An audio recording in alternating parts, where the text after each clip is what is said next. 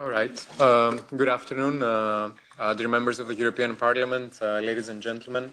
On behalf of the Secretariat of the European Parliament Intergroup on Climate Change, Biodiversity and Sustainable Development, I'm very happy to welcome you to today's discussion, where we'll be addressing ways forward to tackle illegal wildlife trade. Specifically, this event serves to provide the opportunity to discuss about the revised EU action plan against wildlife trafficking, discuss about its main priorities, and on top of that, we'll also be welcoming some reactions from stakeholders connected both online, but also joining us physically in the room. It's with great pleasure to let you know that we have many speakers connected online. We have a full room in the European Parliament, so I think this goes to show the timely nature of this discussion, but also the importance of the topic. From our side, I'd like to let you know the event is kindly organized in collaboration with APAWT, and before we kick off the discussion, I'd like to let you know that the event is recorded, so the recording will be made available on the website of the Intergroup, alongside presentations of speakers. I have also noted that there is plenty of these, so I'd like to kindly ask our speakers to respect the time slot allocated for their interventions.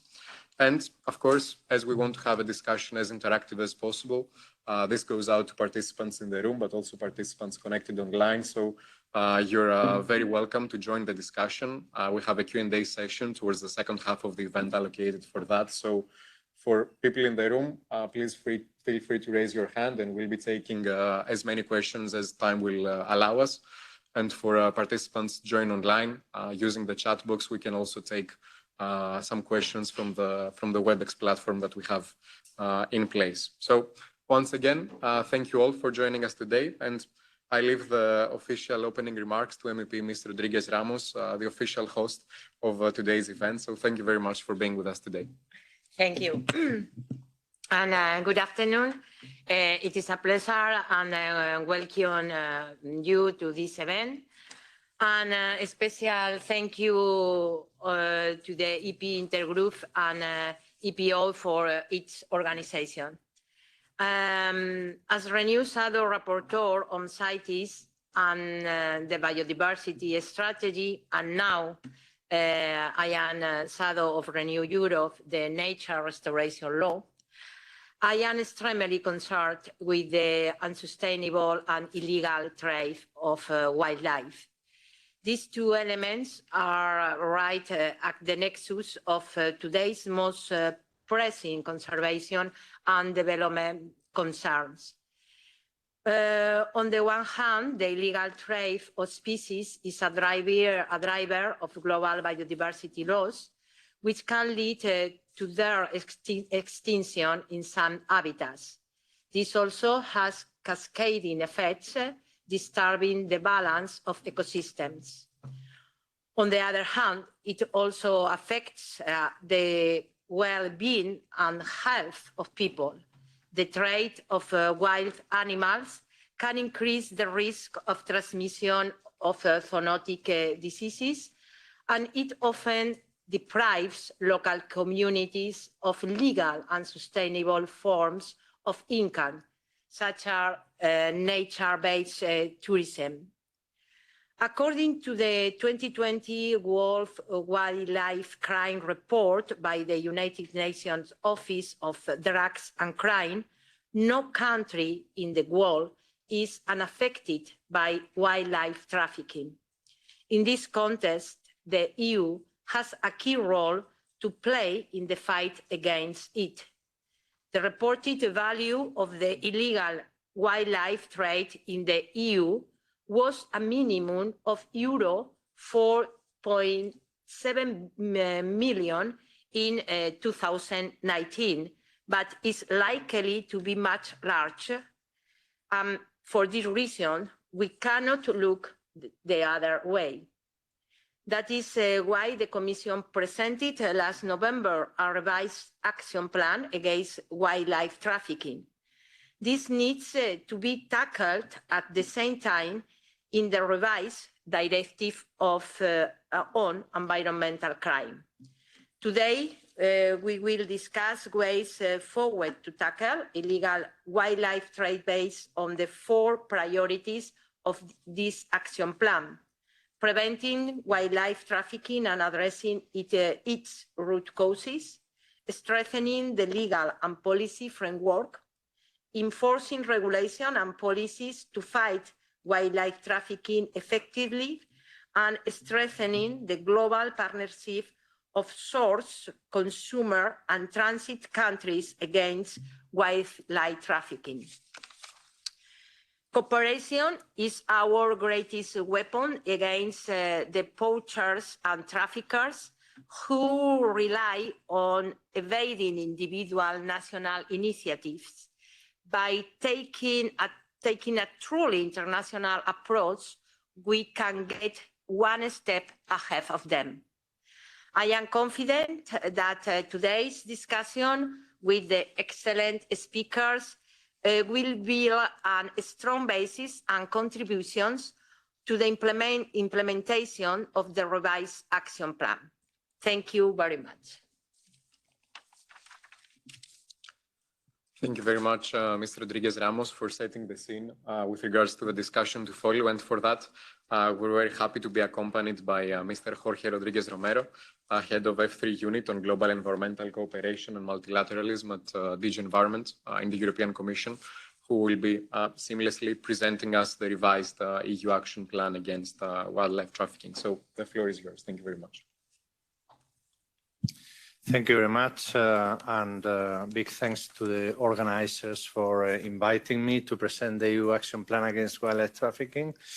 I think this is a very timely discussion. We have adopted this plan in November last year. We are discussing intensively with member states and stakeholders about its implementation, prioritizing and putting effort in moving all those actions forward. So I'm very glad to have the opportunity to present the plan and also to hear feedback from stakeholders and to engage in this conversation. So next slide, please. I have a few slides where to take me through the presentation. The first thing, probably many of you may not need to be persuaded, but I would like to start by reinforcing the message that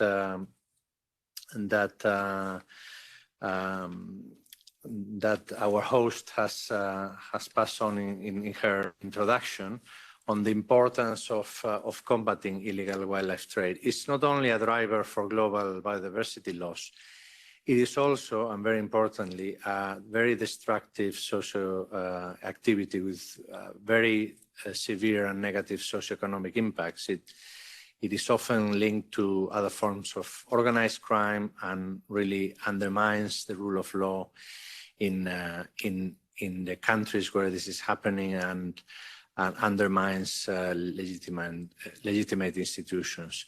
It's a very lucrative activity, in particular due to its low risk and high reward ratio, because in many countries these activities are not punished as other illegal activities. There are some estimates, and it was mentioned already, the World Wildlife Crime Report published in 2020 by the United Nations Office on Drugs and Crime. This provides a very eloquent overview of the information that is available, and it's really a very important illegal activity. Next slide, please. So just to give you a bit of international context, you all know there is the Convention on International Trade in Endangered Species. Edward Fanas from the Secretariat is here and will speak later. This is the main conference, global convention, which has, by the way, celebrated its 50th anniversary. So it's a very well-established convention, global convention to regulate trade in endangered species globally. And we had the last conference of the parties in Panama last year, and we were aiming at publishing the EU action plan just before that conference of the parties. We had the opportunity to present it at in Panama in a number of side events to really reinforce and communicate the actions that we are taking in the EU against wildlife trafficking. The convention, and it will be for sure explained later by Eduardo better than myself, but it looks at regulating trade in endangered species, both legal trade, but also to combat illegal trade. And we are following and we are contributing globally on this activity through the EU action plan. Shortly following the CEST, the Conference of the Parties, there was also in Montreal a very important multilateral event, the Conference of the Parties to the Convention on Biological Diversity, which agreed a global biodiversity framework, and there are a number of targets where that are very relevant for wildlife trade and conservation, and I mentioned some of them in this slide. Just to give a bit of international context to what we are doing. And in the next slide, I explain a bit why an action plan at EU level. So the EU has to take its responsibility as a global hub for trafficking wildlife, both in transit, in destination, but also in origin, even a source of wildlife trafficking, for example, in very lucrative trafficking of glass eels that are fished in the EU and exported illegally. The EU action plan provides a comprehensive framework, bringing together many aspects on the fight against wildlife trafficking. We are using and putting together a range of tools that we have at EU level and also at member state level, and bringing together actions from many stakeholders. But just to mention that, of course, the one main tool is the EU wildlife trade regulations, which implement in the EU the CITES Convention. But there are many other tools that we are using. Just to mention a few, we have systematically references in the free trade agreements with third countries in the chapters of trade and sustainable development. We have large cooperation programs such as Nature Africa or the Sustainable Wildlife Management Program, which are financed by the EU and its member states. We have very important legislative initiatives like the Environmental Crime Directive, which provides for stricter sanctions on illegal wildlife trade. The recently adopted Digital Services Act also will be a very important tool to tackle online illegal trade, also in wildlife. There is also the Corporate Sustainability Due Diligence legislation. I mean, we have a number of tools. We have also cross-border investigations and actions that we are fostering among member states and also with third countries.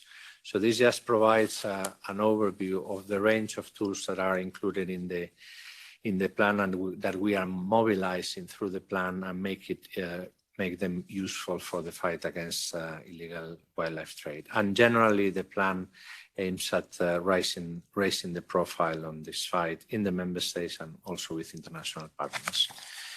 Next slide, please. I think in the concept note for this meeting today, it was mentioned already the 4 priorities along which all the actions are structured in the EU action plan. So this covers a range of actions from preventing and addressing the root causes of illegal wildlife trafficking, illegal wildlife trade, strengthening the legal policy framework, enforcing regulation and policies, and also strengthening the global partnership of source, consumer and transit countries. So all these elements all these priorities are the basis of the structure of up to 69 actions that we have included in the plan. This is, of course, an evolution from the 2016 plan that was adopted in 2016, and we have built in the preparation of this plan in the evaluation that we have done of this implementation of this plan. And we have put a special focus on some new emerging or reinforced trends on the illegal wildlife trafficking, such as I mentioned, the online crime, and also with a strong emphasis on increasing transparency in the way the EU operates and works on this matter. So next slide, please. So just to finish, I think I would like to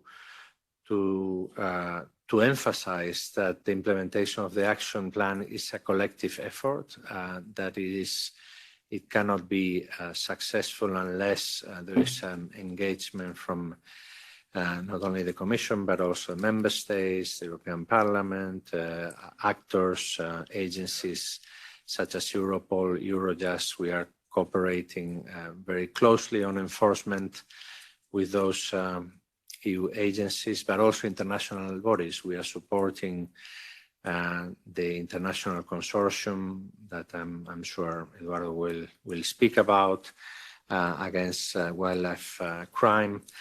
And very important stakeholders, I mean, civil society, private sector, and very importantly, in range states, also local communities and indigenous peoples. There will be speakers, I think, talking about the importance of the engagement of local communities and indigenous peoples in the fight against illegal wildlife trade. But I would like to emphasize that several of very important actions in the EU Action Plan are focusing on increasing engagement and ensuring that local communities have a voice in the fight against illegal wildlife trade. They are the first who are impacted by these activities because it deprives them from legal and sustainable income, but also undermines, as I said, rule of law and legitimate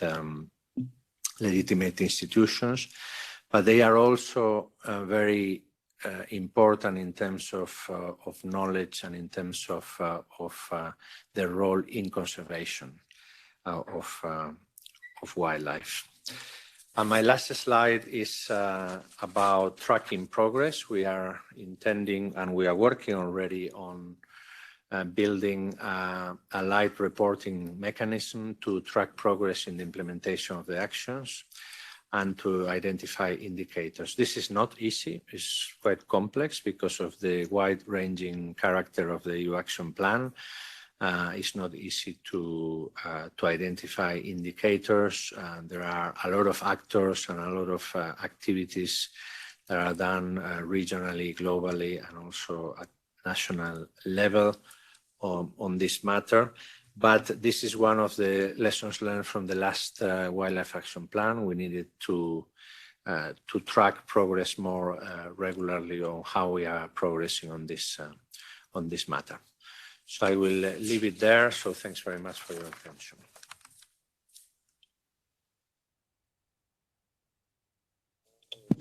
Thank you very much, Mr. Rodríguez Romero, for such an insightful presentation. I think it's been extremely important to set the scene with regards to the presentation of the revised EU Action Plan. So thank you for presenting us the effects of, first of all, illegal wildlife trade, what it means for biodiversity loss, the emergence of new pandemics, but also key socioeconomic effects, as well as the necessity, the overview, the priorities for the revised action plan on behalf of the European Commission. And of course, you mentioned that we need to focus on collective efforts. We need to work with various stakeholders. And for this, actually, we're very happy to be joined by 6 speakers to follow, both connected online, but also joining us in the room.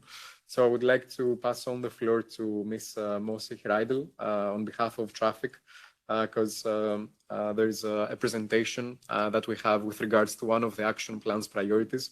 And this is specifically addressing the role of indigenous people and local communities. So over to you, Paula. Thank you very much.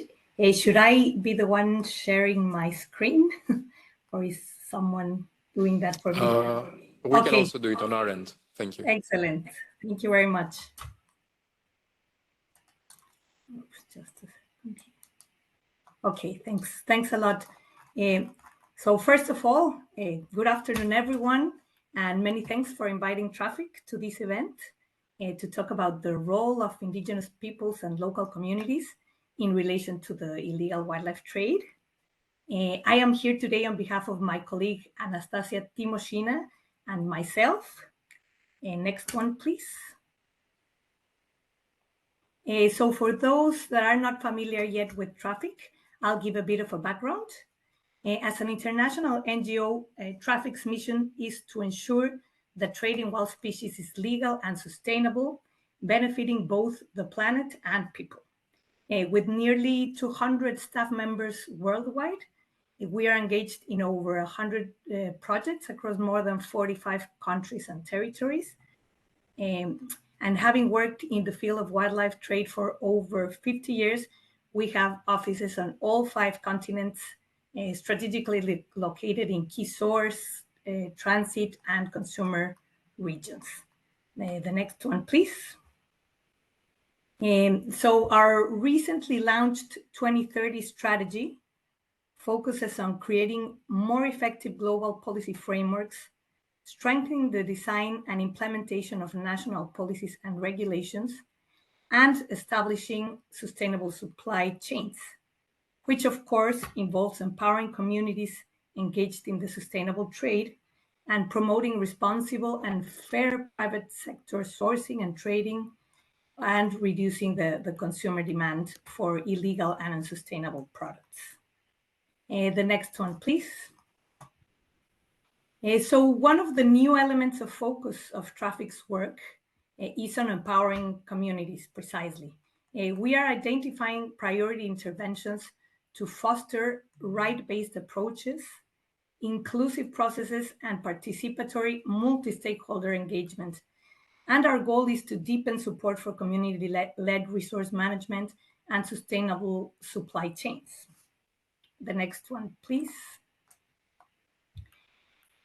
So as probably you are all aware, 2022 has seen the publication of these 2 knowledge-based products, which are very relevant to our discussion today. These both shed light on the scale and drivers of legal and illegal trade, as well as sustainable and unsustainable use of wild species. So for example, the IPES assessment report on the sustainable use of wild species estimated that 1 in 5 people rely on wild plants, algae, and fungi for the food and income.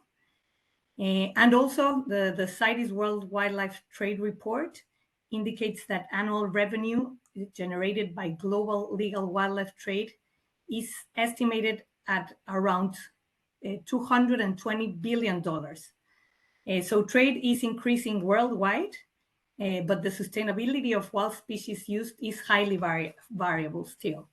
And there's still a lack of indicators, particularly of those related to governance. The next slide, please. So the use of wild species takes place within, as you all know, landscape and seascapes characterized by very diverse ecologies, cultures, politics, and histories. And it has been widely recognized that to succeed, policy instruments and tools need to be tailored to these local ecological and social contexts. Also, instruments and tools need to be tailored, yes, to these very particular conditions in order to succeed. Supporting community-based and integrated approaches that consider the interconnections between wild species sustainability and the well-being of the communities is definitely crucial to lessen the negative impacts of global trade and as well to enhance the various benefits related to it. Implementing mechanisms that share the benefits derived from wildlife trade to ensure equitable distribution is also a key component for achieving sustainable outcomes. And these and the other conditions, such as those pointed out in this diagram, lead to more sustainable outcomes around the use of wild species. The next one, please. So now let's dive into a case study focusing on jatamansi. Jatamansi is a flowering plant which oil has been used as a perfume, and also it has been used in traditional medicine and religious ceremonies since ancient times. This plant is harvested in the wild only in the high altitude alpine Himalayan regions, with Nepal being the main exporting country. The harvesting of this plant is predominantly done by poor and marginalized communities living in remote mountainous regions. And over 15,000 people are involved in the harvesting of this species, which is also classified as critically endangered by the IUCN, and it is also listed in CITES Appendix 2. As probably some of you are aware, in 2017, the Nepalese government adopted the CITES Act, and due to some legal unclarity of this act, there was an unintentional ban on the trade of all species in Appendix 2, and this negatively impacted the livelihoods of thousands of households that depended on the harvesting and trade of jatamansi. The next one, please. So when legal trade restarted around in 2020, Traffic piloted the Fair Wild certification, which connects the ethical markets and supports value addition. After the negative impact of this ban, the community became more aware of the importance of conserving the species population, as these provide livelihood benefits to them, which now has motivated them to further protect the species and ensure sustainable management to guarantee the long-term returns, as well as to contribute to combating the illegal harvesting and trade of these species. However, there is currently still an EU negative opinion for importing wild specimens from Nepal, with recommendations still for establishing a zero export quota. The next one, please. So there has been a series of lessons learned through this pilot, highlighting the importance of combining enterprise-oriented forest management with community-based approaches. This collaborative approach has proven effective in sustainably using and thus conserving endangered species, and specifically in the context of jatamansi, devolving communities the authority to manage the harvests through the establishment of a community forest user group has been key. The Fair Wild certification trial has demonstrated the voluntary certification schemes have the potential to improve consumer confidence and ensure fair prices for harvesters, enhancing both livelihood benefits and also ecological sustainability. And the next one, please. So to conclude, it has been recognized that sustainable use and trade in wild species contributes significantly to the conservation of species, ecosystems, and socioeconomic co-benefits. The development of policy frameworks needs to actively involve indigenous peoples and local communities, ensuring their full participation and engagement in decision-making processes, and upholding the rights to access lands, territories, and customary sustainable resource uses, respecting, of course, their traditional knowledge and practices. We also need a range of regulatory and non-regulatory measures at local, national, and global levels, and it is crucial to consider the benefits and costs of wildlife use and trade along the value chains to people and communities living with wildlife, but also for all users in the supply chains. Developing indicators for measurement and adaptive management rooted in national level metrics is also a priority. And well, to end with a positive mark, fortunately, there are numerous opportunities to scale up good practices and solutions for this. I thank you very much all for your attention.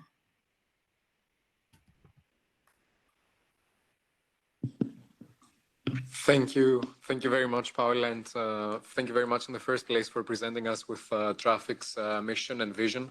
And I think it's extremely important, the work you've been doing on behalf of the organization to ensure that trade in wild species is legal and sustainable, as you mentioned, for the benefit of people, but also the planet.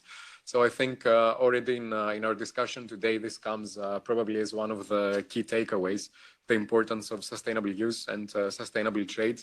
And of course, as we heard, it's very meaningful for the discussion to also listen to great practices and solutions from all around the globe. And our next speaker is also going to touch upon this. We have a presentation from Ms. Gayatri Rexodiarjo on behalf of the Lini Foundation that touches upon the role of rural communities engagement and sustainable livelihoods. And I think we're going to be seeing a bit more on lessons learned with regards to the coastal communities in Indonesia, whose livelihoods depend on marine aquarium trade. So Gayatri, the floor is yours. Thank you. Thank you very much. Good afternoon, everyone. My name is Gayatri. I'm presenting from Bali, Indonesia. So it is my pleasure to be in the meeting today. First, I would like to express my gratitude to the Secretariat of the European Parliament Intergroup on Climate Change, Biodiversity and Sustainable Development for providing us with the opportunity to present our work with the coastal community of marine aquarium fishers in Indonesia. So our objective today is to shed light on the role of the community's engagement and sustainable livelihoods. So next slide, please. So allow me to explain a brief introduction about our organization. So Lini is an Indonesian non-for-profit organization that was established in 2008. Our mission is to support the conservation and management of marine resources by empowering coastal communities, providing training in practical skills, and promoting fairer trade and more sustainable practices in marine resource use. Next slide, please. So Indonesia is situated in the tropical seas, influenced by the Indian Oceans and Western Central Pacific Oceans. We have a vast coral reef ecosystem and a high biodiversity of marine resources. These resources, including the marine aquarium fisheries, play a significant role in the global marine aquarium trade. Indonesia exporting marine aquarium fish to over 70 countries. Major destinations for this export include the USA, European countries such as Germany, the Netherlands, France, the United Kingdom, Japan, Singapore, China, Australia, and the Middle East. The next slide, please. So there are approximately 20 million Indonesians directly or indirectly depend on the fishing industry for their livelihoods, with a significant number relying on the nearshore fisheries. So these fisheries serve as a vital sources for employment and affordable protein for small-scale fishers and their family. Among these fisheries are the marine aquarium fishers who are fishing in the coral reefs across numerous islands in Indonesia. Next slide, please. So since 2009, our organization has been providing assistance to marine aquarium fishers in various parts of Indonesia. Our aim is to improve the environmental management of their fisheries and ensure the long-term sustainability of their livelihood. There are several activities where marine aquarium fishers and the communities are engaged to support the management of the marine aquarium fisheries and to maintain sustainable livelihoods. Next slide, please. So firstly is the collecting and recording the catch data. So where the catch data from landing sites are recorded by the first buyer in the village, who is also a member of the community where the fishers live. The catch data recorded by the fishing community has made valuable contributions to the national statistical data on the marine aquarium fisheries in Indonesia. So we help the communities to understand the fishery data through very simple analysis. And this has empowered the fishers communities to recognize the importance of the data and utilize it for more effective resource management. Next slide, please. So another activity in which community engage and actively involve is the reef restoration. So since 2010, LINI has been supporting fishers group in various parts of Indonesia, including in the North Bali and in the Banggai Islands, Sulawesi, in their efforts to restore reef using artificial substrates. So the purpose of reef restoration is to replenish and enhance fish populations and the habitats. So throughout the process, fishers and communities are actively involved and take the lead in the implementation. This involvement has enabled them to learn, participate, and take ownership of the making of the artificial structures, the deployment, monitoring, and analysis. So the fishers and communities who initiated reef restorations have now they become trainers for other interested communities, including dive resorts that were previously against the exploitation of the reef fish in their dive site. So this initiative has fostered a sense of the pride among the fishers and created a positive image of the marine aquarium fishers. Next slide, please. Communities also have been introduced to aquaculture, particularly the wives and the daughters of the fishermen. These women have received training in various aspects of aquaculture, such as fish breeding and the preparation of the live feeds. So this emphasis on aquaculture serves multiple purposes. Firstly, it provides an alternative source of employment for the families. Additionally, it enables them to contribute to the conservation of endangered fish species through the captive breeding efforts. Next slide, please. The last activity examples is the forming and the strengthening of a fishers groups. So we have facilitated the formation of the fishers group, where with the establishment of the fishers group, the capacity of fishers is strengthened, enabling them to engage with the stakeholders, including with the fish exporters and the government. So we facilitate a dialogue along the supply chains where fishers groups meet with the exporters. Shorter trade chains have been developed, resulting in a greater benefits for fishers, including improved price. So in conclusion, next slide, please.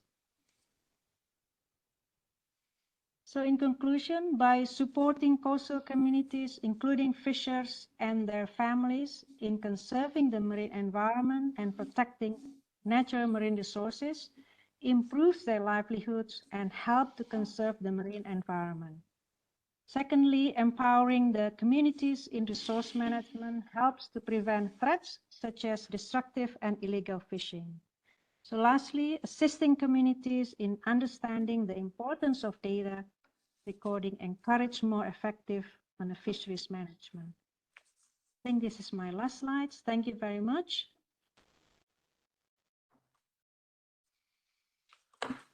Thank you very much, Gayatri, for your presentation. And I would like to wholeheartedly thank you for your work in Indonesia and for the support with regards to conservation and management of coastal marine resources through science, education, and the empowerment of local communities.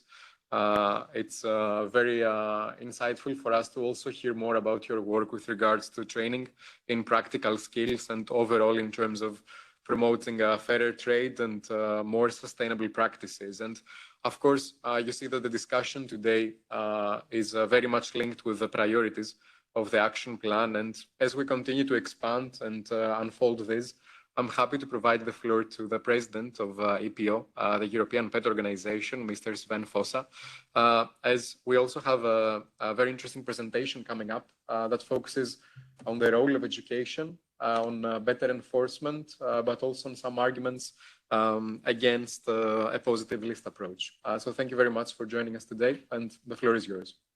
Thank you.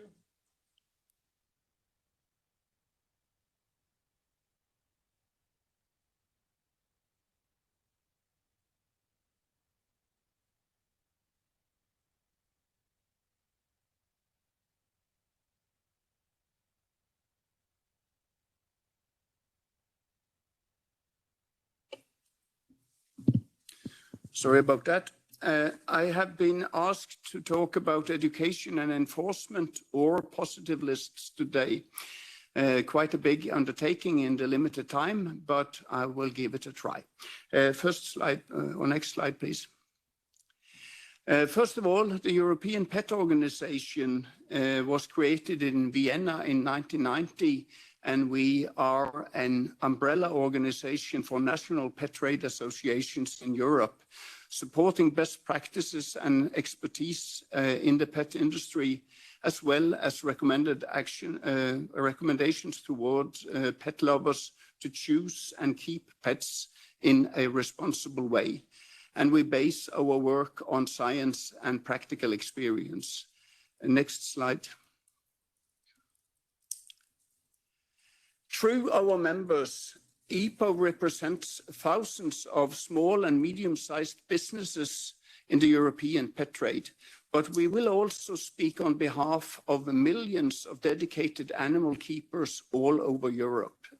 Next slide. Because pet keeping is important in modern society, while we got some examples earlier today from traffic on the harvesting and trade of plants, which is extremely important as well from a wildlife trafficking perspective, it does normally not bring about as much emotions as trade in animals do. But please never forget that trade and the keeping of animals is also highly emotional for those involved in it. And more than 90 million households in the EU, close to half of all households in Europe, live with pets or other hobby animals. This active involvement with animals supports mental and physical health, and it promotes a general interest in animal welfare, in biology, in environmental conservation and protection.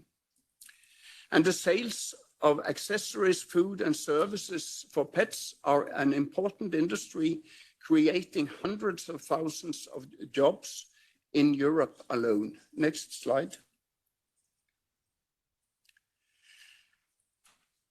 Statistics on the number of pets in Europe shows that there are millions.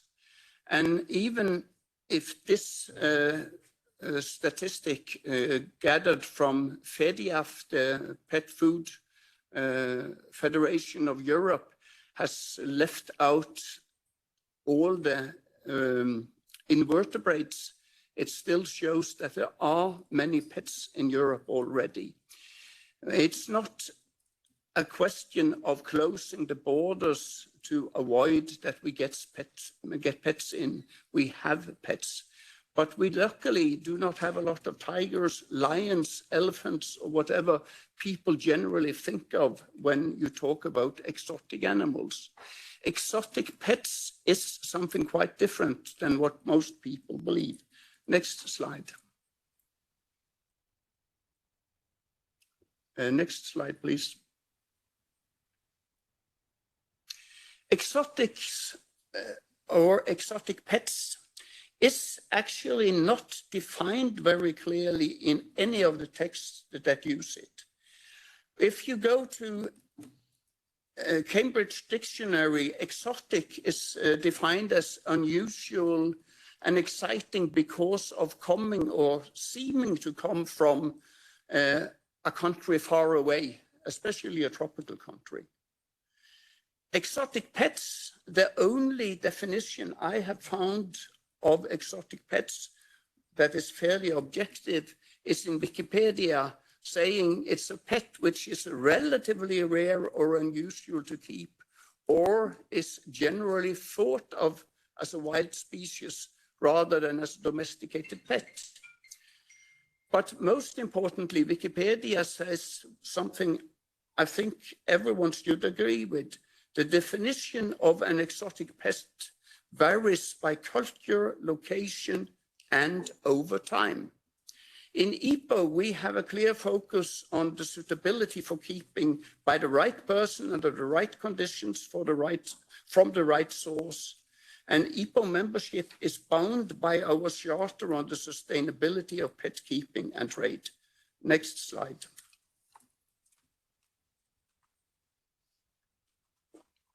We hear about cruelty in trade and keeping, but thanks to education and teaching people of the best practices, the left photo here is no more accurately representing general keeping of trade in exotic pets than what the right one is, the keeping of dogs. Next slide.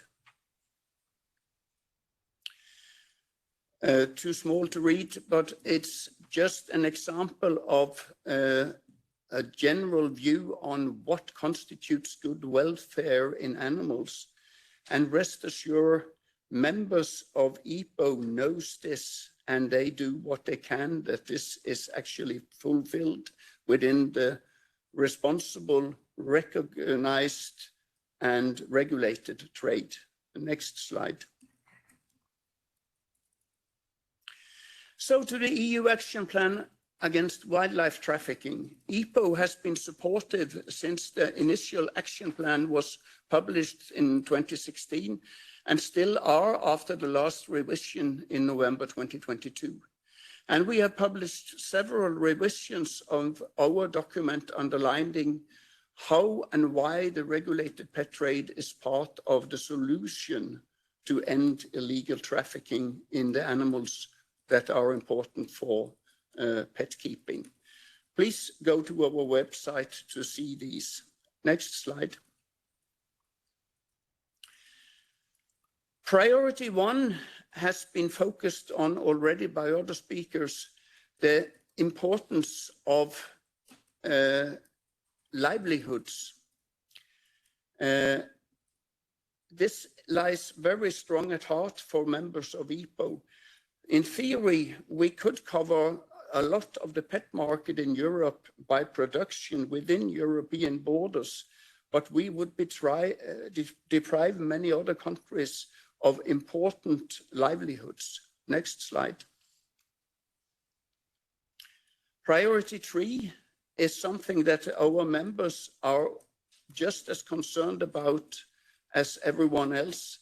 Enforcing regulations to better fight wildlife trafficking is important for the regulated trade because trafficking is direct competitive to our members' activities, and it gives the trade and the keeping a bad reputation. Next slide. Then to something which I think is extremely important, particularly when speaking in the European Parliament. The strengthening of legal and policy framework against wildlife trafficking under priority 2, where the idea of a positive list continually pops up. Next slide.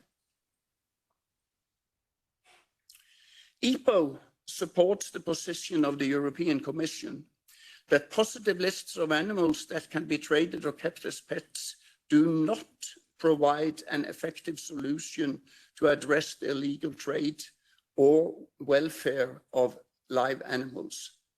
In fact, we think that specific bans or perhaps in some cases better licensing requirements on unsuitable species, i.e. negative lists, are easier to produce and more understandable for the general public. And why is this? Next slide. Positive lists are not the solution because of a long list of reasons, and we point to the EPO position document on positive lists that can be found online, as well as Professor Dr. Spranger's recent expert opinion on the legal admissibility of positive lists. Next slide. One reason, to sum up the most important ones, it's impossible to find objective criteria that will work for a positive list. With the criteria that has already been used to produce positive lists, for instance, in Norway, the Netherlands, and Belgium, the selection of species often appears totally random from an animal keeper's perspective. Cats and dogs would not make it onto most of the existing positive lists if they were to be selected by the same criteria as exotic species. A restricted positive list will automatically lead to random discrimination of pet owners. Next slide.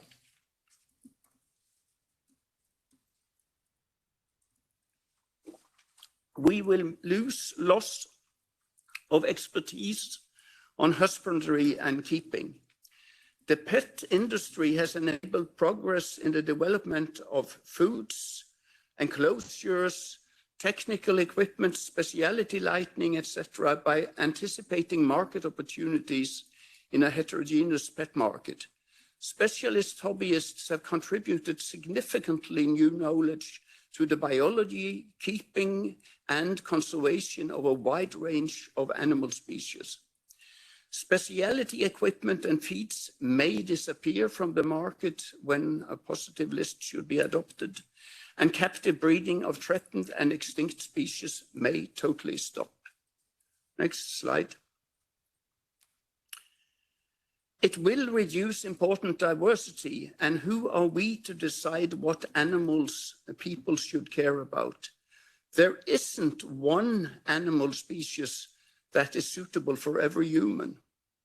Next slide. And we will lose sustainable sourcing and sustainable livelihoods. The variety of species and their global sourcing are of great importance for local livelihoods around the world. And by making this sustainable trade impossible, you risk creating unsustainable alternatives taking their place. Next slide. There is a risk of positive list being an incentive for illegal trafficking. A positive list could lead to undesirable consequences due to purchase from uncontrolled sources. You already know this from the illegal puppy trade in Europe, and consequently, it could lead to animal welfare problems when keeping pets. Bans must be justifiable and understandable to the general public and enforceable for the authorities. And a good example with these two lizards, one is on the positive list in Norway, the other one is banned in Norway, even though the requirements are nearly identical, and the banned one is a smaller and much more suitable species. Next slide. And most of all, the social value of pet ownership is at risk. Pets are important in our society and culture. If positive lists are introduced, we could have the feeling of a general ban on pet ownership, which would give the impression that pet ownership is something bad in principle. It certainly isn't. Thank you for your attention.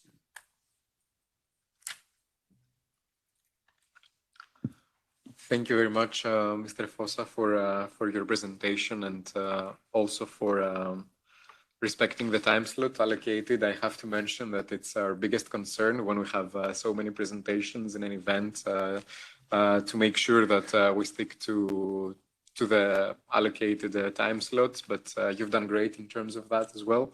You've navigated us through, and it's great news that APO is supportive of the Commission proposal, the action plan of the European Commission. And thank you also for underlining us how, but also why the regulated pet trade is part of the solution to end illegal trafficking. And on this note, I'm happy to pass the floor to Dr. Joanna Murray on behalf of CEFAS, that stands for the UK Government Centre for Environment, Fisheries and Aquaculture Science, as we have a presentation coming up on the importance of a better enforcement of existing legislations. One of the four main priorities of the action plan, of course, where we'll be specifically diving into developing practical tools for monitoring trade in CITES-listed stony corals. So thank you very much for being with us today. So Joanna, the floor is yours. Brilliant. Many thanks for this opportunity to present the work that we've been doing to develop a practical identification guide for monitoring trade in CITES-listed stony coral. And this afternoon, I'll take you through the development of the visual guide to how to inspect and identify CITES-listed stony corals at the borders. And I want to also highlight the importance of resources like these ID guides for getting monitoring and enforcement right. Next slide, please. So pieces of live stony coral are removed from coral reefs in countries such as Indonesia and Australia and exported internationally to supply the marine aquarium trade. That's both for public aquariums, but for the hobbyist trade by volume. As the marine ornamental hobby grew in the 1980s, so did the demand for live coral, and that increased. The demand increased internationally, which sparked concern, leading to the listing of all Sclerectinia on Appendix 2 of CITES.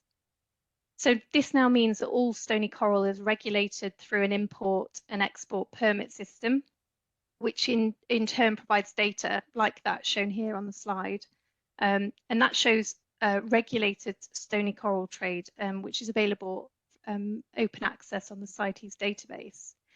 This information provides data on the number of coral pieces traded, primarily at the genus level, and also the source that is recorded in trade. So W being wild collected and F being maricultured.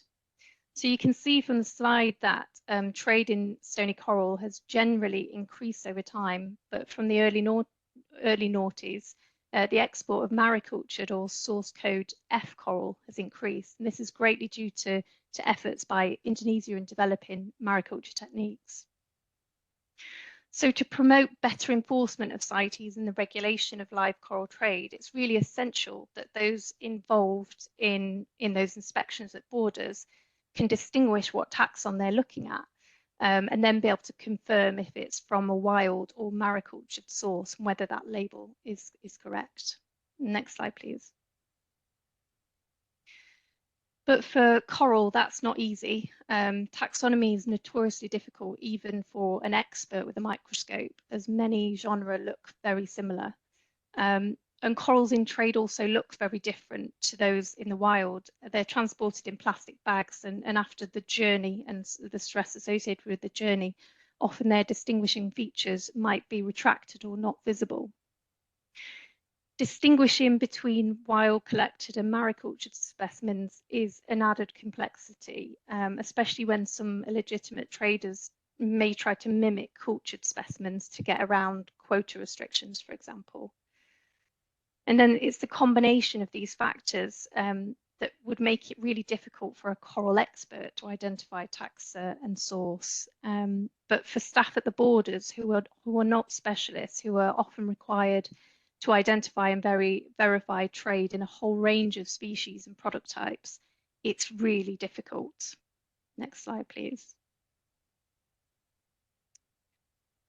So the concept for developing a visual guide to support the identification of corals in trade came about during a discussion between UK government agencies and the UK Trade Association about the practicalities of distinguishing between maricultured and wild source coral at the border, and the issue of not getting that right for those legitimate traders. So CEST developed a concept for a project in collaboration with Gayatri, who we've just heard from, with Lini, and also another NGO called Tarangi in Indonesia, who both work on ornamental fisheries. And we were able to bring together stakeholders engaged in trade of live stony coral, both in the UK and Indonesia, to share knowledge and identify what the shared challenges are with monitoring and managing trade in live stony coral. So the project began with a 3-day virtual workshop, and we had presentations and discussions with the CITES management authorities, scientific authorities, inspection and enforcement staff, as well as industry representatives from UK and Indonesia. And the challenges of identifying corals in trade were shared across the different organisations and countries. And specifically, inspecting staff in the UK were describing how they had to use taxonomic guides for corals in the wild, which are incredible resources, but very difficult to use in a time-sensitive environment and where the corals just don't look like they do in the wild. Next slide, please. So at the start of producing our Corals in Trade guide, we generated a list of the most traded taxa using the CITES data that was available. And then we talked to traders in the UK and Indonesia to make sure that we got it right and weren't missing important taxa. So when we had our final list of 55 genre that were the most in trade, we needed to group them somehow using a very simple and visual characteristic. So after much debate, we settled on shape, which is seen in trade. And we came up with 5 different shape chapters, which include fleshy polyps, branching, encrusting larger polyps, encrusting smaller polyps, and solitary and free living. And this is a really important feature of the guide. For example, there are genera which in the wild might be categorized as a boulder coral, but in our guide, they're seen as encrusting due to the way that they might be cut or cultured. So the guide's very specifically targeted to what is being seen in trade, which is very important. So each genre was then assigned to a primary shape, and we created a page for each genre which detailed the species and how to distinguish it from lookalikes.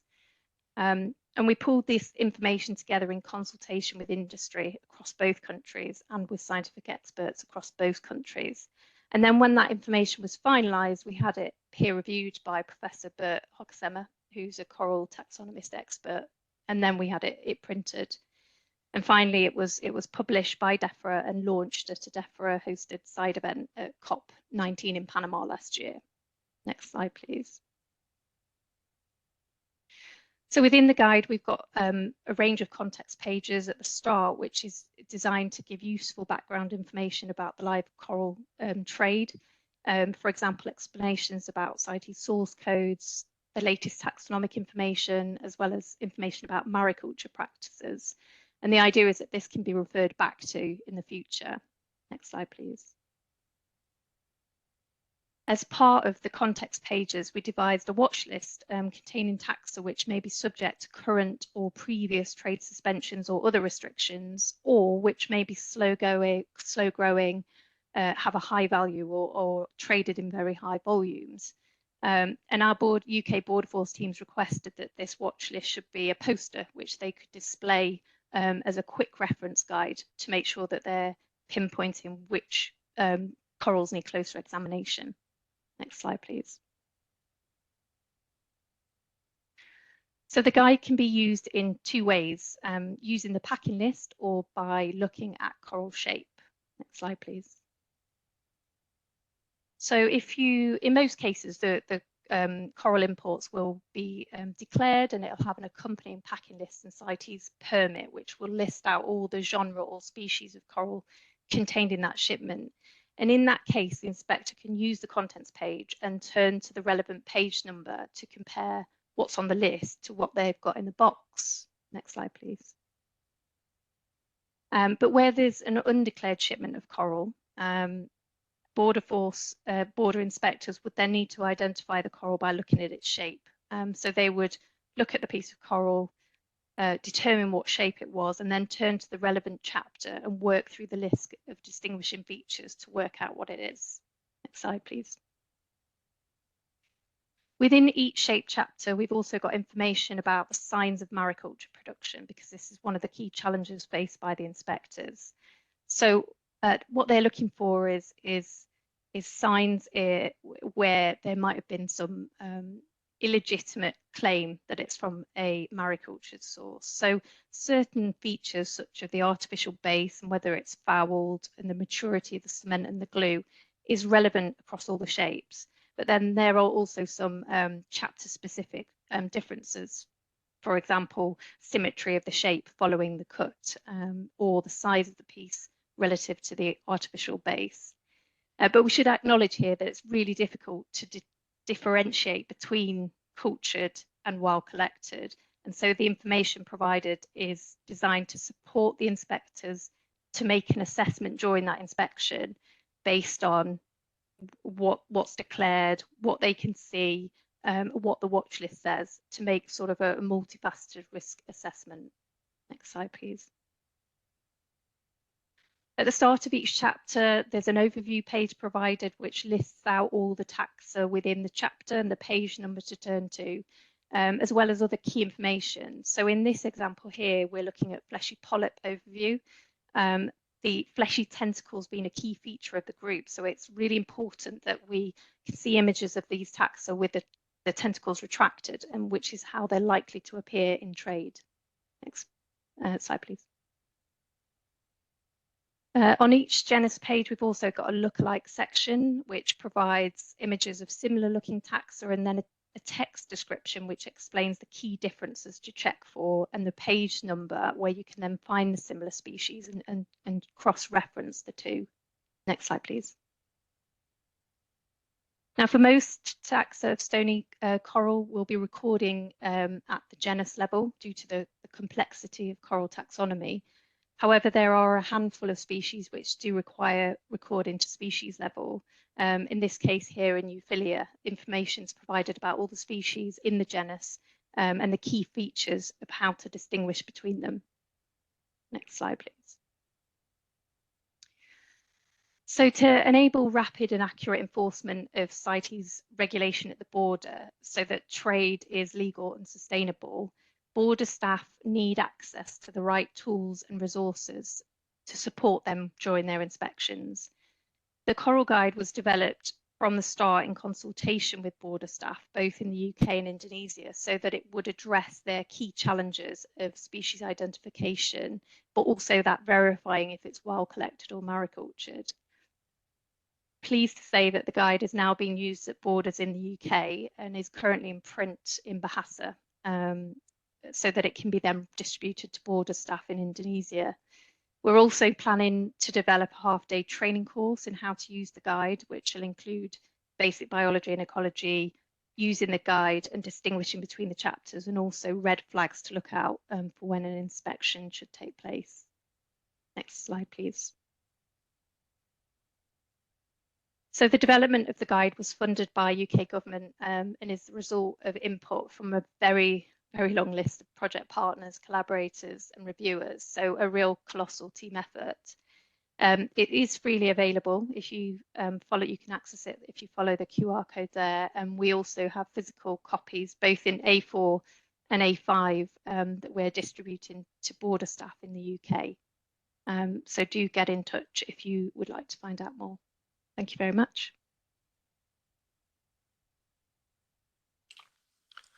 Thank you very much, Dr. Mari, for your presentation. And I trust speakers and participants will indeed get in touch because it's been some significant work on behalf of CEFA. So thank you very much for underlining us the importance of better enforcement, challenges and opportunities there.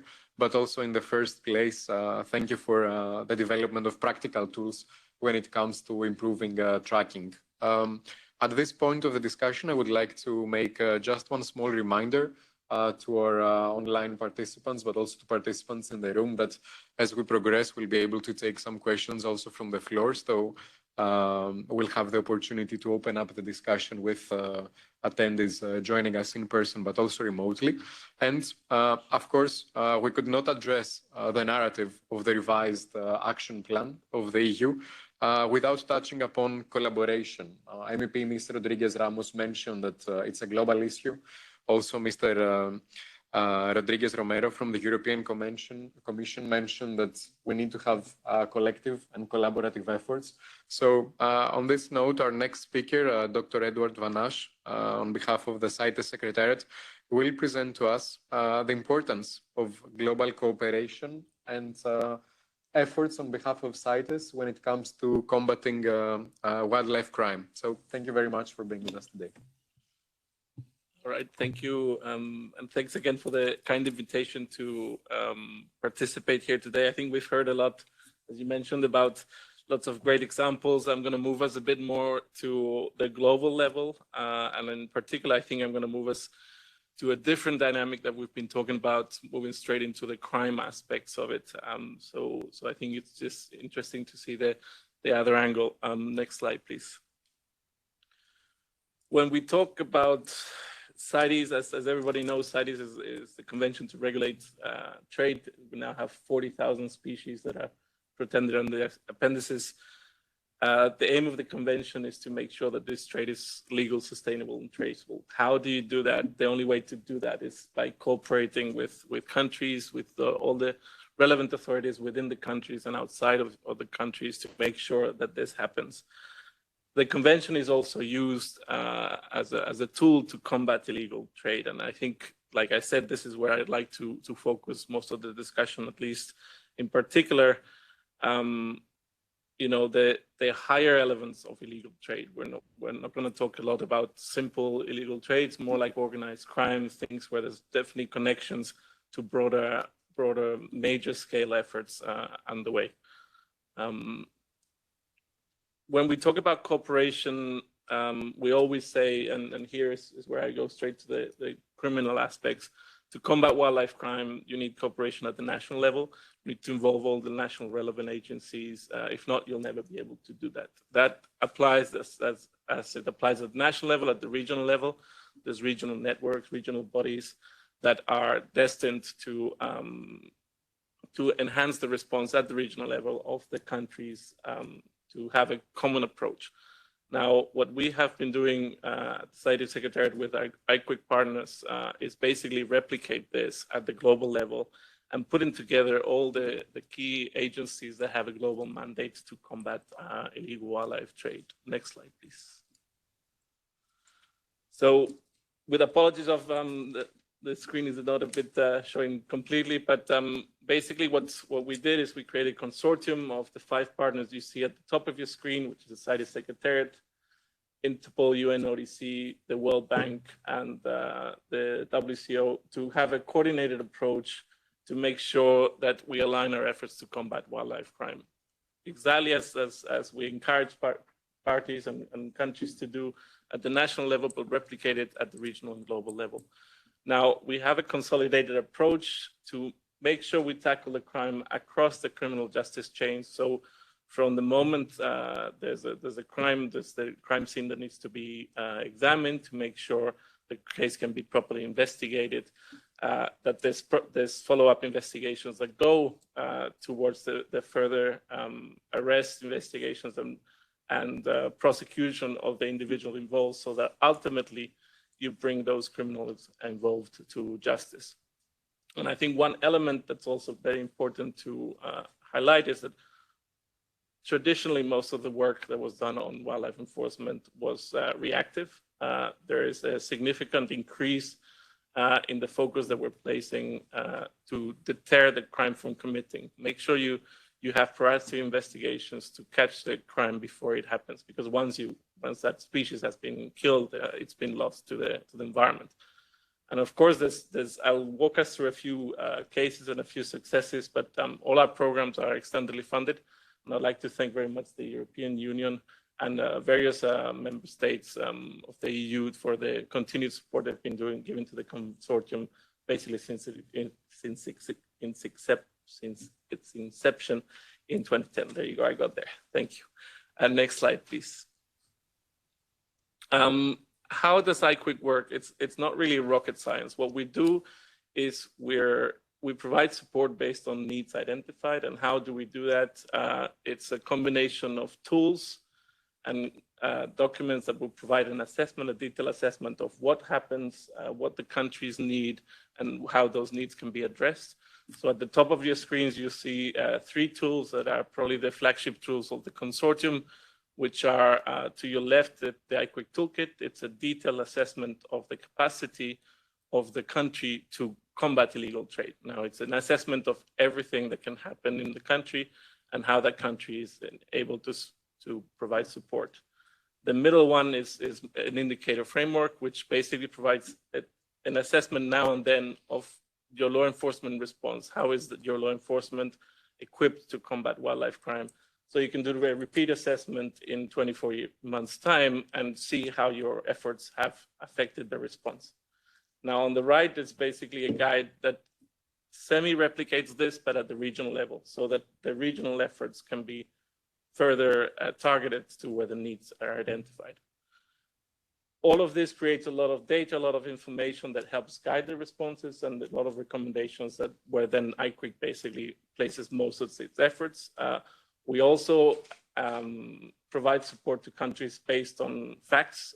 So as you probably all know, countries are required to submit illegal trade reports on October each year, and this information is used by UNODC to create, in cooperation with iQuick, the World Wildlife Crime Report that has been mentioned before. This is an important tool. It's basically the research-based tool that can be used to guide responses. And this one here on the screen is the 2020, but towards the end of 2023, there's a new one that's going to be coming that will be very useful to parties as well. Other tools that are developed are, like you see on the screen, the tool developed by Interpol in response to CITES decisions calling for guidance for parties to combat illegal trade linked to the internet. So this is something that's included in the action plan as an element that is quite important to tackle. We all know the vast area of possibilities that the internet provides. So this tool helps investigators know how and where and when they can investigate crimes linked to the internet. Next slide, please. Now, I'd like to highlight a few of the aspects where we're working and giving us a bit of a historical perspective of when perhaps iQuick was created about 10 years ago to where we're now. If we're looking at corruption, 10 years ago, nobody was talking about corruption. It was an issue that was perhaps tread upon or avoided. Now we see the creation of tools, actual assessments that countries can take, and a lot of corruption work that has been taking place. UNODC is the lead from the consortium on this, and they've done excellent work over the last 4 years. They've been providing support, for example, to Kenya. It's one of our big success stories on corruption. There's a tool to do an assessment of, what are the measures that they can put in place to combat corruption in a country. At the beginning of the work with them, they are less than 50% compliance, and now after the end of 3-4 years of work and support provided to those authorities, they've basically achieved 100% compliance, which means that they've effectively nearly put in place everything or most things they can put to combat corruption. So that's a massive milestone, for example, it's type of support that is important, that is provided. Next slide, please. We talked about the importance of prosecutions as well. I think this is a case as well that historically prosecutions were not very common on wildlife crime. Through a lot of support through mentorships and programs and development of, for example, rapid reference guides, there's been a significant increase in countries where we see there's actual prosecutions happening and taking place, and the countries have reduced significantly by 3 or 4 times the amount of time it takes them to prosecute and to effectively prosecute cases. Next slide, please. Law enforcement cooperation, that's probably the bread and butter of IQIC. Before, there used to be a lot of seizures, and what tend to happen was based in Asia for many years, and what tend to happen there is they did a seizure with the tiger, it went to the press, and then they forgot about the case. What we're seeing now is through a lot of different support, there's continuous investigations, and we're moving from seizures to actually investigations. Now, IQIC provides 2 platforms. What you see on the screens is the WIRES, the Wildlife Interregional Enforcement Meetings. That's basically a platform to bring different regions together to discuss cases ranging from various issues. I will not go into a lot of detail on this one, but just to give you an idea, during those meetings, and the most recent one happened late last year, the countries get together, and there's bilaterals that get organized where the countries discuss specific cases, specific investigations. Most recently, there was 50 bilaterals over the course of a week discussing cases. So you can imagine the amount of change that is creating. There's also global operations, or regional operations, and global operations that are supported by IQIC. Next slide, please. And I think the biggest, in terms of global operation, is probably Thunder, that you've probably heard. It's now the 5th iteration.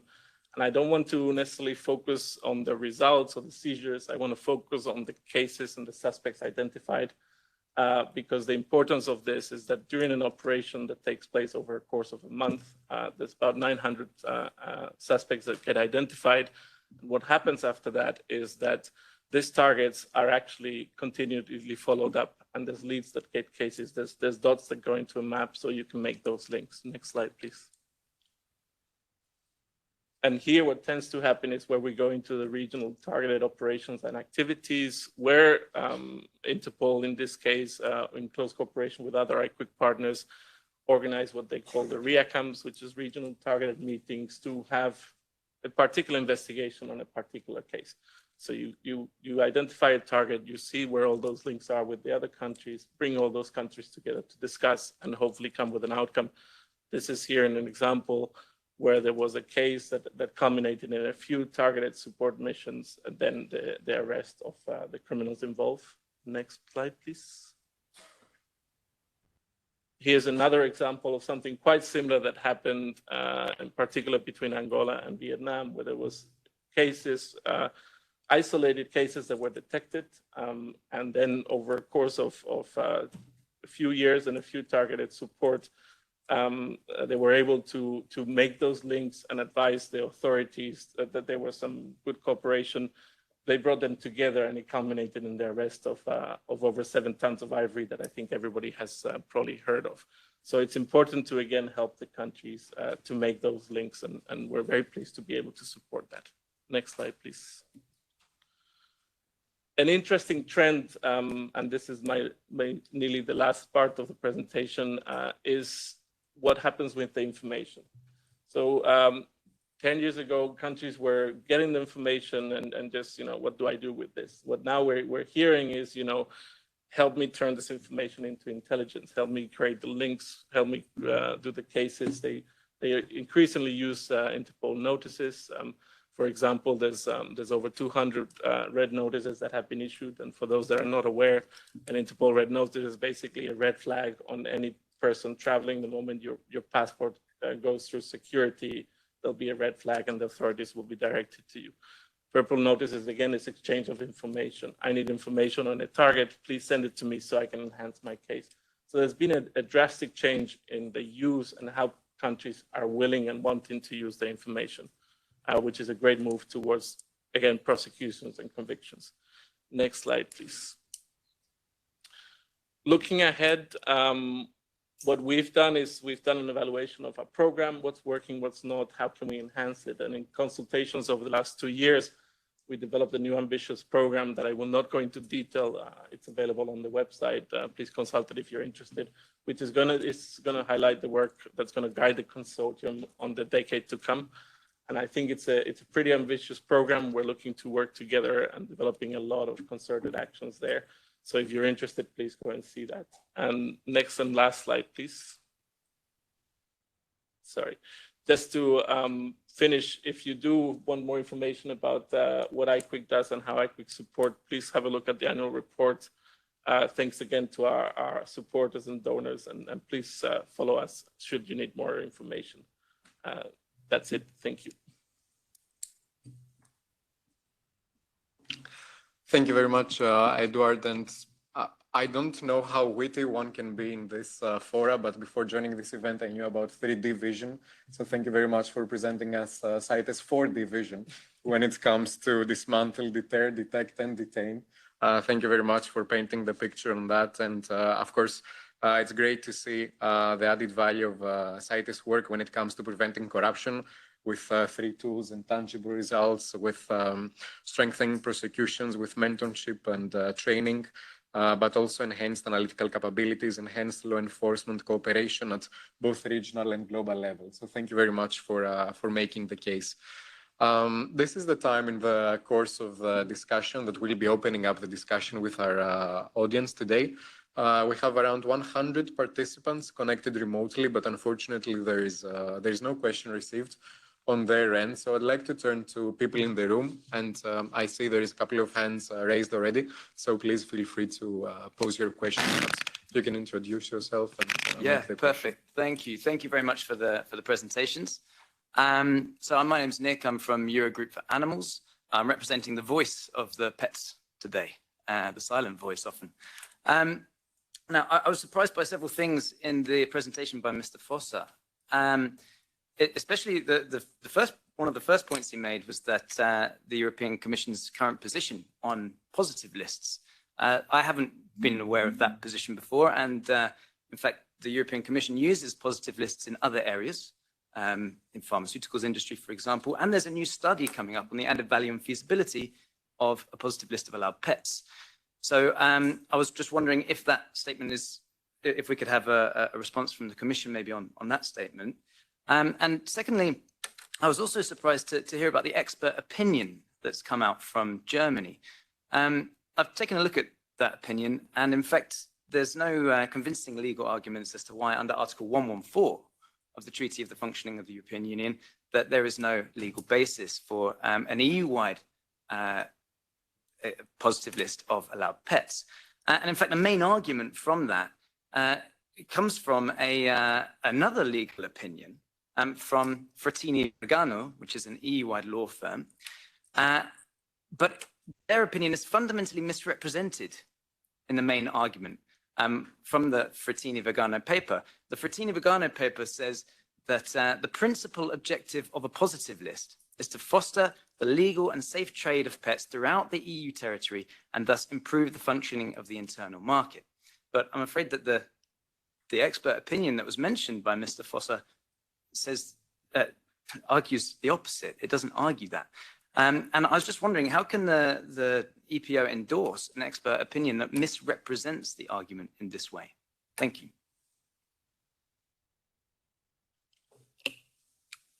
Thanks for the question.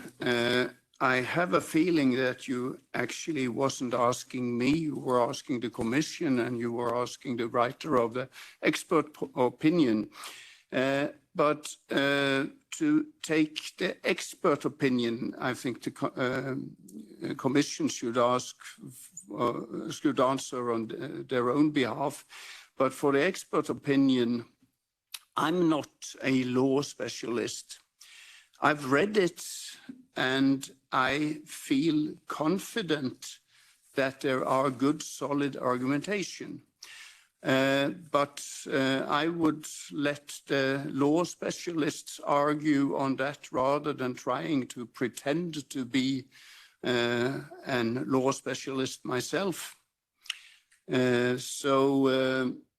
For me, the most important arguments against the positive list is not whether they are legal or not, it's whether they function.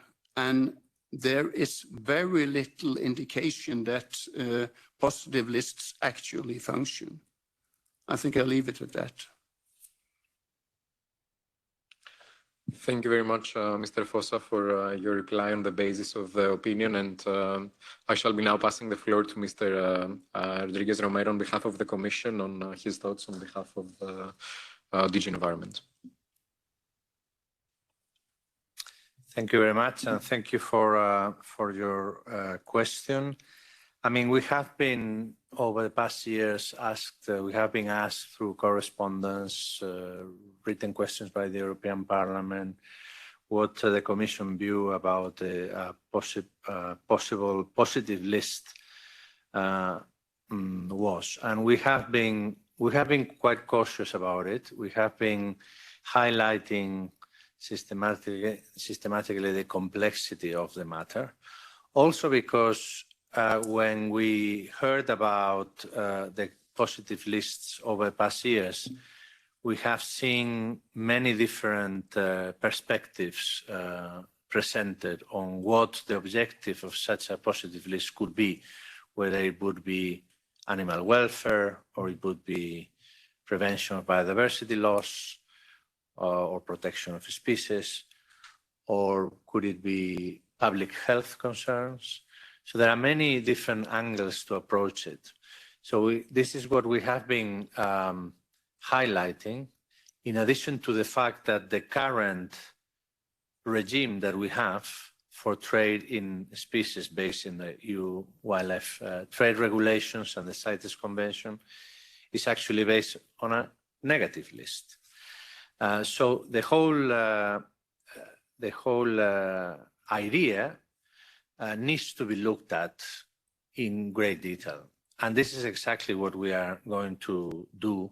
We are launching very soon a study, as we have committed in the EU Action Plan, to look at it from all this perspective. And in this regard, it is very useful, the feedback that we are getting from different stakeholders. And indeed, well, there have been, or it has been already mentioned, we have 2 legal opinions at the moment received, one from Eurogroup from Animals, another one very recently from EPO. And well, they have different perspectives and different angles to it. There are different position papers by stakeholders. We are going to look at this in detail in our study. And this is showing the complexity of the matter and the fact that it needs to be carefully assessed, and that's what we need to do as policymakers, to have a rich debate and looking at all angles and how it interplays with different policies and so on. That's what the intention is. And as I said, we are launching soon a tender to contract a study to look at this, and we will, of course, and in the course of the study, accompany this study with consultations with the stakeholders and with member states authorities. Thank you. Thank you very much. Perhaps another question? Yes. Thank you very much. My name is Joe Moran, and I represent 4paws, and we are experts in animal welfare. And Mr. Foster, my question was also to you, because your presentation had a picture in it of a tiger with some children. Do you really think that tigers are suitable potential household pets? That is a question I'm very happy to get. If I had more time, I would have informed you that this is an artificial intelligence photo bought from 123rf.com, and it's marked in my presentation as an artificial intelligence photo. Of course, tigers are not suitable pets. But I use this illustration because for many people, when they hear the word exotic, they immediately think on animals that are nowhere near suitable for normal keeping by most people. So the short answer, tigers are not suitable pets. Thank you very much. Yes. Hello. I will ask a question on behalf of MEP Manuel Aripa, for whom I work, and I will read it because it's quite long. MEP Manuel Aripa hosted an event in this very building in March, which demonstrated a whole host of issues related to the pet trade and how the positive list is a legally viable solution. Research from the BRIN in 2016 from over 2,000 interviews of vets found the main challenges reported by vets with treating exotic animals were difficulties in diagnosis, lack of available treatment options, lack of owner knowledge, unwillingness of the owner to spend money treating his animal, and the difficulties in handling and examining the animals. In addition, there is a highly credible evidence to demonstrate that many species of exotic pets are not cared for properly, with, for example, 75% of pet reptiles dying within just 1 year in the home, and mortality rates for fishes are also frequently reported to be extremely high. Moreover, the ExoPet study carried out by 2 universities on behalf of the German Federal Ministry of Agriculture found poor conditions and knowledge deficit among German keepers of exotic pets. And in the study in Ireland, 34% of owners of wild animals kept as pets never sought veterinary services. What evidence does the EPO have to demonstrate that exotic pet animals are cared for properly? In addition, the EPO has publicly stated before that not all species are suitable as pets, like tigers. So why wouldn't the European Pet Organization be in favor of a systematic approach to ensure that their industry is not causing welfare harms by systematically assessing the welfare impacts of the most traded species? Thank you. I take it that question was to me. You read it very quickly, and I had problems getting all the things you actually brought up. But I think the essence sounded to be how we can ascertain that pet keeping is done in a animal-friendly way and good animal welfare. There will, of course, always be cases where animals are not treated well. And if we look at where the problems are, it's basically in the species that are most popular. If you look to where the big animal tragedies in pet keeping are, it's more in dogs and cats than it is in so-called exotic animals. That means that you are not solving anything by banning the species where there are fewer problems. You are perhaps instead forcing people who want a pet over to a species which wasn't their first choice and which they may not have the right qualifications for keeping.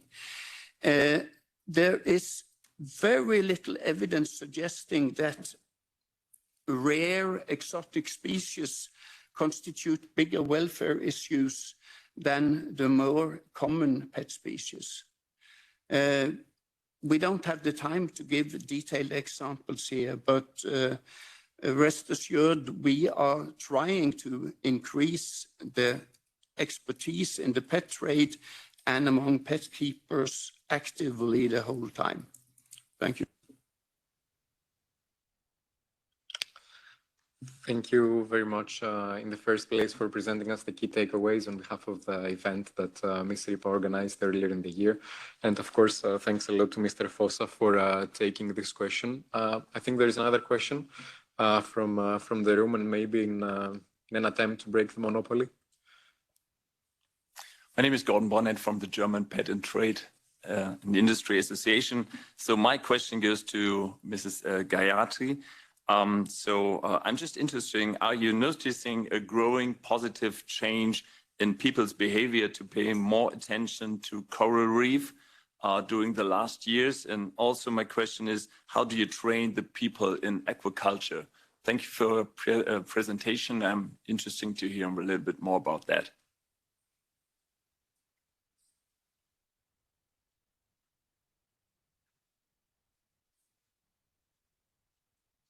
Thank you very much. And yes, yes, of Thank course, you. feel free. Thank you for the questions. So we train in aquaculture in our center. So we have a training centers, and first, like a basic aquaculture, like a cleaning, feeding, and then when they are stay for more, because our target is the coastal communities where education is not always they have. So it's basically on a practical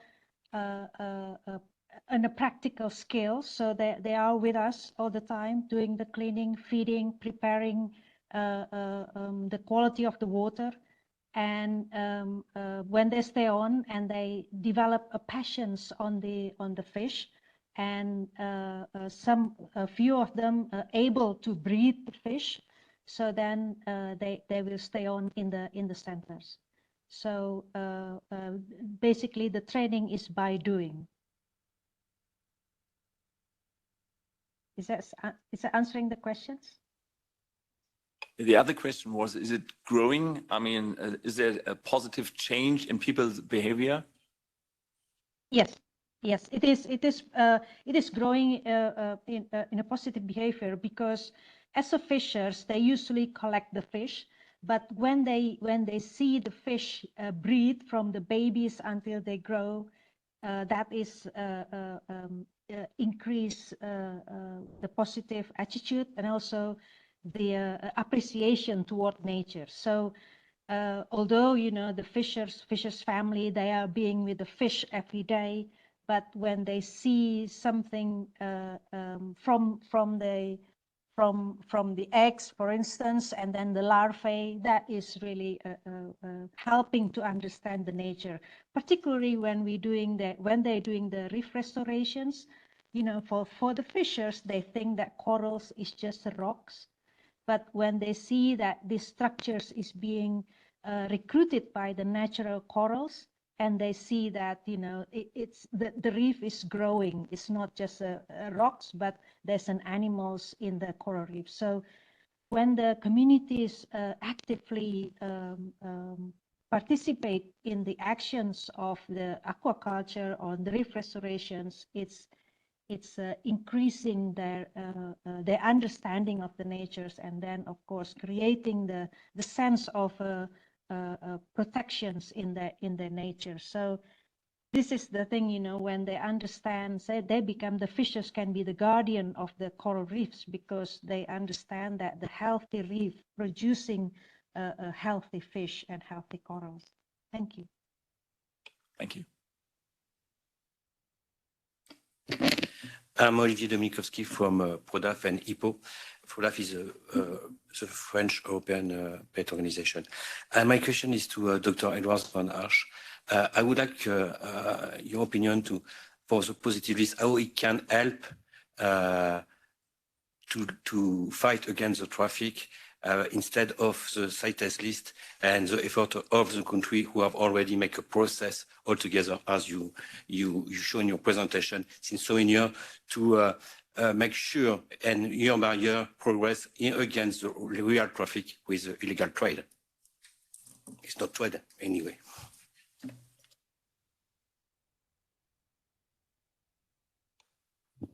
I'm afraid I cannot really comment on the positive list. I think that's a matter for parties to decide. The Secretary doesn't have a policy on that. We'll follow the policy that parties decide should be followed. But in terms of, I think, looking from a crime side, regardless of what it is, if you enhance the regulation and the control to make sure that it's legal and it's sustainable, you can trace the origin of it, then you'll close the loopholes for potential crime to happen. Now, having said that, crime continues to happen on many different levels, on many different crime types, regardless of how much you close those loops. So there's always there's always gaps that will be identified. But a stronger regulation and better regulation is probably a good way forward.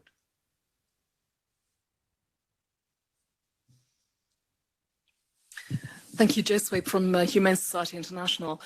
A lot of the species that are certainly more unusual species that are placed on the market in Europe, there is a lot of evidence of species being taken in violation of the laws of third countries.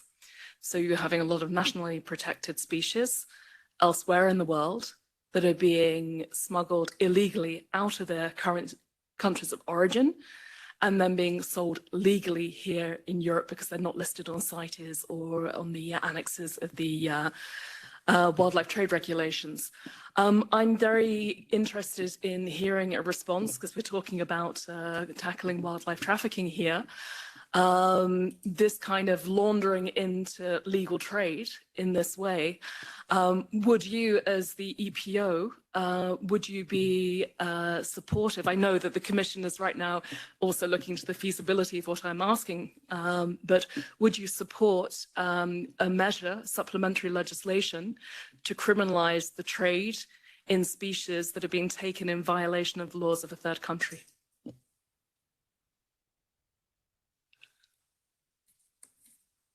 First of all, there is no way EPO can condone illegal trade. So the short answer to your question would be yes. But there are certain things that makes this a little bit more complicated, and that is that very often it's claimed that the imports have been illegal, even though they in fact have not. We saw a recent case at the last conference of the parties to CITES where Brazil tried to suggest that the imports of a fish species known as zebra pleco had never been legal for captive breeding. They had not issued export permits for use in captive breeding. But the fact is that Brazil and most countries have never made any distinction between whether a species is exported for captive breeding or just for keeping.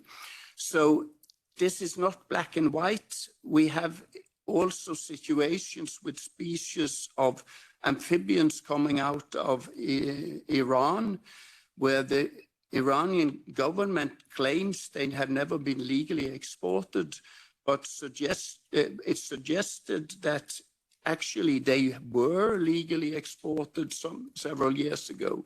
So it's quite a puzzle to figure out what has been in the past legal or not. But if it's a downright case of illegal imports, it's definitely should be punished. And the offspring should not be considered freely available in the market. But that doesn't mean that it's a good idea to get rid of those specimens. I showed a photo of fish from Madagascar. I didn't say which photo it was, but there were some very gray, not particularly charismatic fishes in a photo. It's believed to be extinct in the wild. There is some gray areas on how some of the specimens ended up in aquaria in North America and Europe. But if it hadn't ended up in aquaria, it would have been extinct today. Today, it survives mainly in public aquaria, but there are a few very dedicated hobbyists who help in keeping this alive, with the possible opportunity of releasing them in Madagascar again if the habitat should be recovered.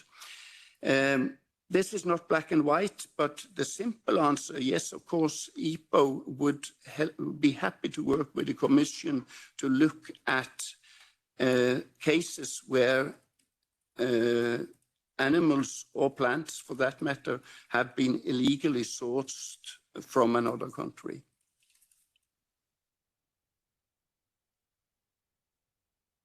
Thank you very much. Just a comment on this. Indeed, just to confirm that we are launching also a study on the feasibility of such legislation to criminalize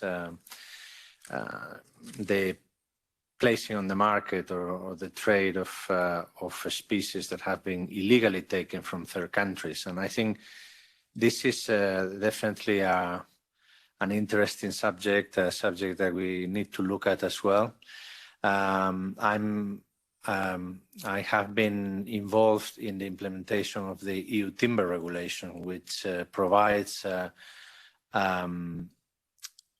precedent on such type of legislation. The EU timber regulation is in force since 2013 and prohibits the placing on the market of timber that has been illegally harvested in the country of origin. And also has a very important second obligation for traders and for operators to exercise due diligence to ensure that the timber that they place in the market is legal.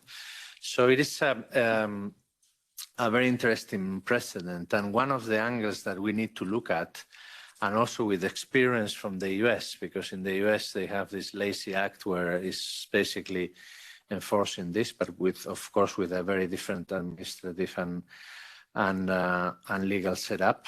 But with this experience, we need to really look at how we can make a difference with such legislation. And I'm thinking about enforcement, how we can actually enforce the rules of third countries in our jurisdictions. And this is a very important question that we will try to look at in this study and try to find out whether such legislation could add value to what is the current legal regime in the EU. So we look forward to further discussions as well in this subject in the coming months. Thank you.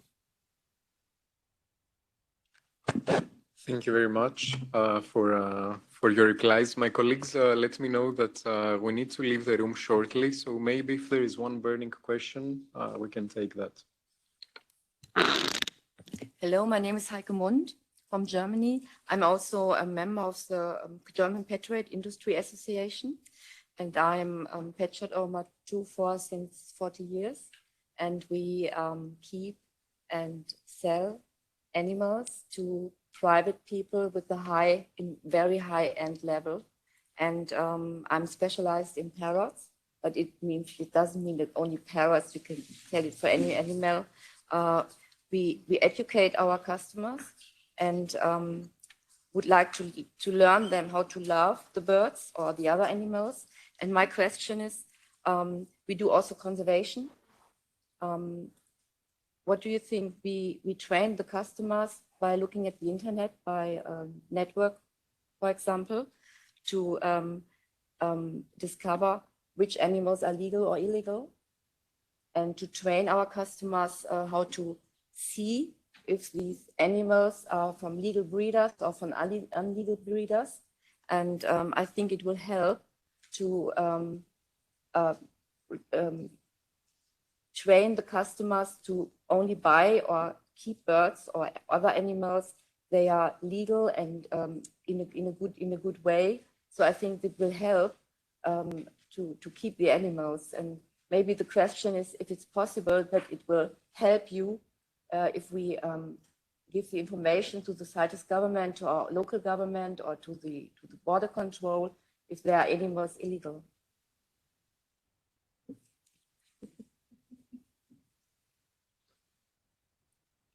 I think the local authorities are always in need for a hand because they will not be able to keep track of everything. So if you have any information about possibilities of illegal trade, it'd be very interesting for you to send that information directly to the authorities. You can do that through the management authority or directly to the relevant authorities.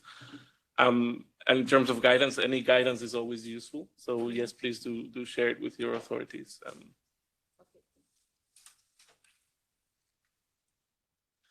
Thank you very much. I know that it's quite late in the afternoon or early evening, and I guess you all have some more obligations on such another busy day in Brussels. Maybe on this note, I would like to start by thanking our audience in the room, but also online. Thank you very much for your attendance and also for your questions for people in the room. I would also like to thank very much our excellent set of speakers.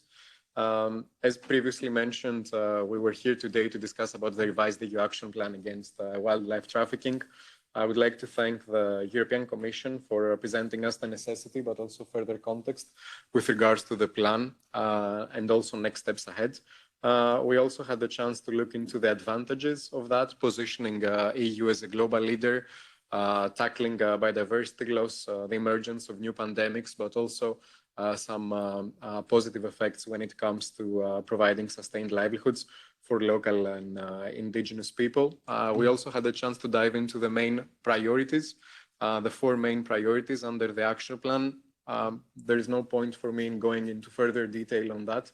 So once again, thank you very much for that. I'm sure that driven by such momentum, we'll be able to continue the discussion in the future. So once again, a warm thanks to all, and looking forward to more opportunities in the near future. Thank you for joining us.